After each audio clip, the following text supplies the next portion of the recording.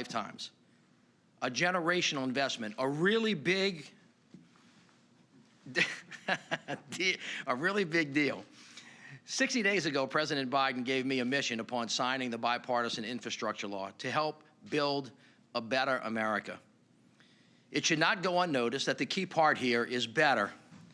So what does a better America look like? Better looks like modern roads and bridges, rail and transit, so we can get to school and work on time. Better looks like high-speed internet so that all of our kids have the tools they need to learn, so farmers can use precision agriculture, and so that seniors can access telemedicine and so much more.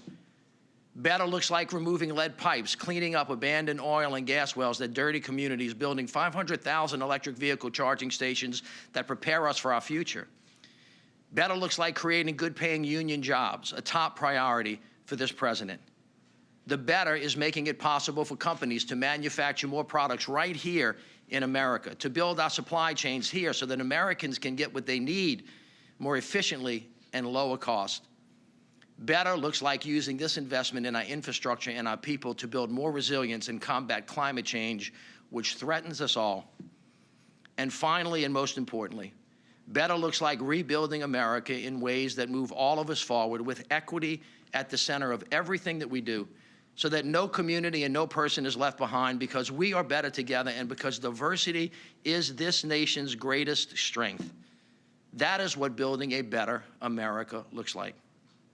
Mr. President, your team has hit the ground running. 60 days in, billions of dollars are headed to the people of America through the states, local governments, territories, and tribes. We're breaking down silos across agencies. This is a one-team, one-fight mission to build a better, stronger America. And since we haven't spent this kind of money on infrastructure in generations, we're also talking about how to do it with accountability, making sure we can be good stewards of the taxpayers' dollars and deliver results on time, on task, and on budget. Mr. President, with this cabinet and the partners we have on the state and local level, with community leaders and the people of this great nation, we are up to the challenge. It won't be easy. Nothing worth doing, if ever is. So, Mr. President, you set a very high standard, but we're going to put our shoulder to the wheel, and we're going to get it done for our beloved country. Thank you. Please welcome the President of the United States. Well, thank you very much, Mitch. It is, there's a lot of talk about disappointments and things we haven't gotten done. We're going to get a lot of them done, I might add.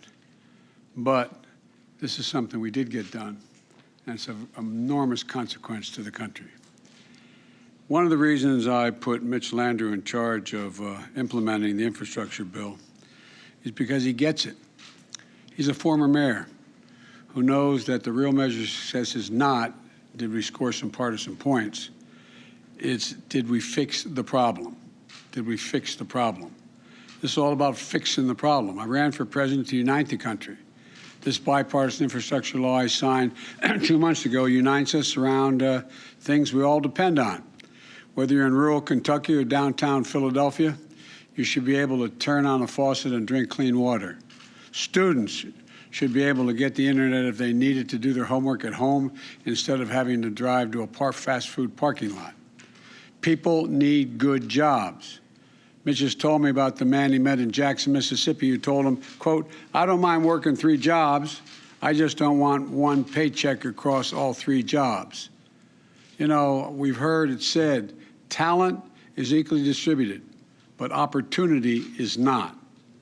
When we invest in infrastructure, we're really investing in opportunity. These are investments that will build a better America. Sounds like hyperbole, but it's real. So today I want to talk about the progress we made in 2 months since I signed the bill into law, and to make a big announcement as well. Here's some of what we've done so far. The Department of Transportation has released nearly $53 billion to states to modernize highways. So you have to leave 30 minutes earlier to get to work just because of a traffic jam. That's going to be fixed. We've announced more than $240 million in grants to improve ports in 19 states to speed up and strengthen our supply chains, lower cost, and get you the things you need more quickly. We've announced $3 billion for over 3,000 airports around the country to make them more modern, safe, and sustainable. And we're kicking off the largest investment in affordable, reliable, high-speed internet in our nation's history, $65 billion, to get to every corner of our country connected, urban, rural, and suburban. Our infrastructure work also protects health, cleans up the environment, and helps us fight climate change. Across this country, people have been struck, and they've been struck by all the changes that are needed. They're stuck, they're angry, they're sickened by the broken water and sewer systems, polluted water from the faucets, raw sewage in their backyards. I want you to know, I see you, I hear you, we understand. And I've seen and we've understand the damage done in places like Flint, Michigan, and Jackson, Mississippi. So we've already announced over $7 billion in clean water funding to states so they can fix and upgrade their aging water systems and sewer systems. It's going to take some time, but the money's there and they're getting the money. Our children deserve no less. We've also released an action plan to replace all of our nation's lead pipes in the next decade. This is the United States of America, for God's sake. Everyone in this country should be able to turn on the faucet and drink clean water. And it's time to get back to the business of cleaning up the hazardous waste sites that poison our land and water and have stricken entire communities, and getting back to holding polluters accountable to keep that pollution from happening in the first place. The Environmental Protection Agency has announced $1 billion to clean up 49 Superfund sites in 24 states. We're talking about cleaning up rivers in Ohio, chemical plants and sites in Florida, polluted lakes in Michigan, and many more. This is long overdue, and we have to stick with it. The Department of Interior is launching a program to cap and plug orphaned oil and gas wells that are spewing methane into the air and are dangerous. Many of these wells are in southwestern Pennsylvania and eastern Ohio, but there are hundreds of thousands of them all across the nation. Capping them is going to create quality jobs. Just as it took to dig the well, union jobs to close the well, to keep it safe. One of the ways we're going to reach my goal of 100% carbon pollution-free electricity by 2035 is with wind energy. I visited one of the renewable energy labs in Colorado about a month ago and saw technologies being developed there. And just this week, the Department of Interior also announced the largest ever offshore wind lease sale, which could generate enough clean energy to power nearly 2 million homes and create thousands of jobs in manufacturing, construction, operations, and maintenance. It's just the beginning. Jobs that can't be outsourced. We've also seen the impact of extreme weather, taking down transmission lines, leaving cities and communities dark for weeks. So the Department of Energy launched a new initiative to speed up our efforts to strengthen our energy grid with new and upgraded transmission lines and towers, keeping the power flowing for Americans with cleaner, cheaper, and more reliable energy. And that's going to happen. It's going to make a big difference. I also want to be clear. We're in this to win. And, you know, there's a lot of work underway. And it's going to create a whole lot of jobs. And that brings me to the announcement I want to make today. It's just part of the infrastructure bill. My bipartisan infrastructure law includes the largest investment in our nation's bridges since the creation of the interstate highway system. Bridges to connect us, bridges to make America work. Across our country right now, there are 45,000 bridges, 45,000, that are in poor condition. We're seeing photos of some of them behind me in all 50 states. And I've had a chance to see some of them myself as I've traveled the country. I was up in New Hampshire, visited a bridge where, if it's not upgraded, weight restrictions could mean that school buses and fire trucks would have to travel an additional 10 miles out of the way to get to the other side of the river to deal with getting to school and/or putting out a fire. In New Jersey, I just visited the busiest rail bridge in the Western Hemisphere. But because it's not tall enough for ship traffic, it needs to swing open to let barges through. And sometimes when it closes, the rails need to be manually sledgehammered back into place. This slows commerce, increased cost. I went down to Louisiana and saw the I-10 bridge. I stood with the mayor and looked at that bridge. It's 20 years past its planned life. It's handling more than double the number of crossings it was designed to handle, and it's 2 lanes narrower than the interstate that feeds into it, causing backups and accidents. Today, the Secretary of Transportation, Pete Buttigieg, is in Philadelphia at the Martin Luther King Bridge, which crosses the Schuylkill River.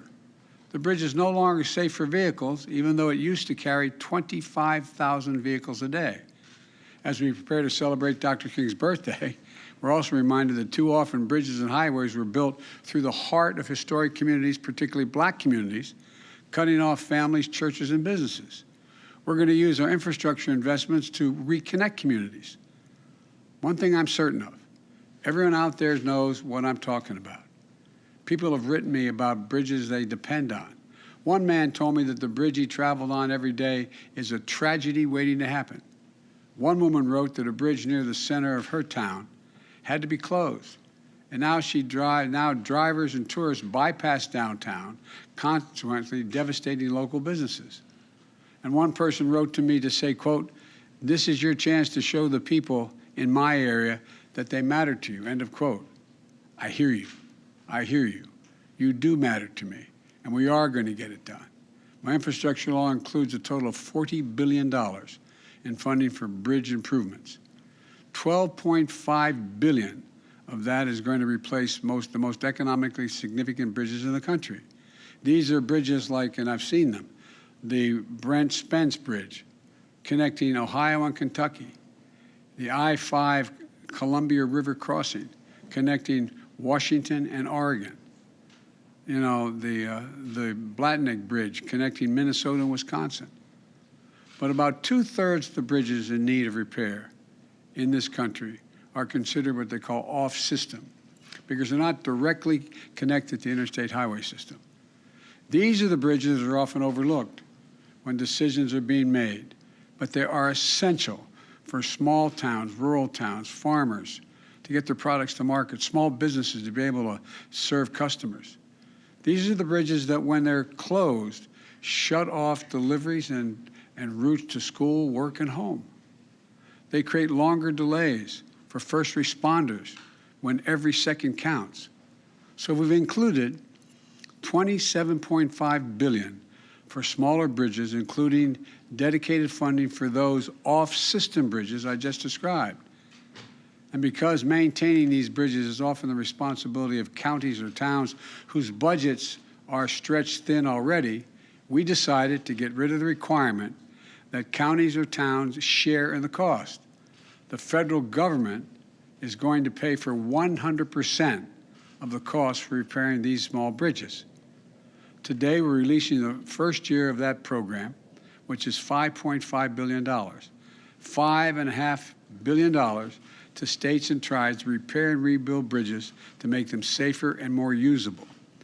This is an investment that's going to help connect entire towns and regions to new opportunities. With this investment, we're sending a message to those communities and to the people who call them home. You matter. We're building back and building back better with you. We're making sure you're not left behind or left out. I'll end with this. These investments are consequential. We're just getting started. We're building back better than ever before. Clean water for every American. We've never done that before. Now we're going to do it. High-speed internet for every American. We've never done that before. Now we are. Connecting forgotten communities, capping wells that are dangerous, strengthening our power grid to make it more resilient to extreme weather changes.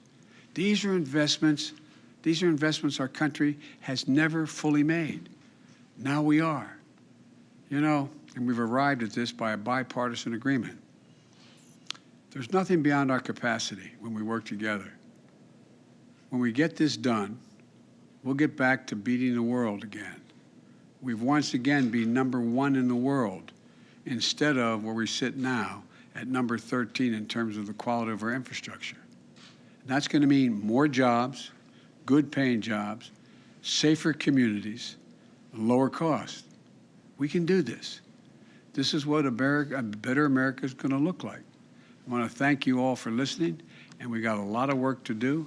And the reason I asked Mitch to do this is because he knows how to get things done. I want every penny watched how this is spent.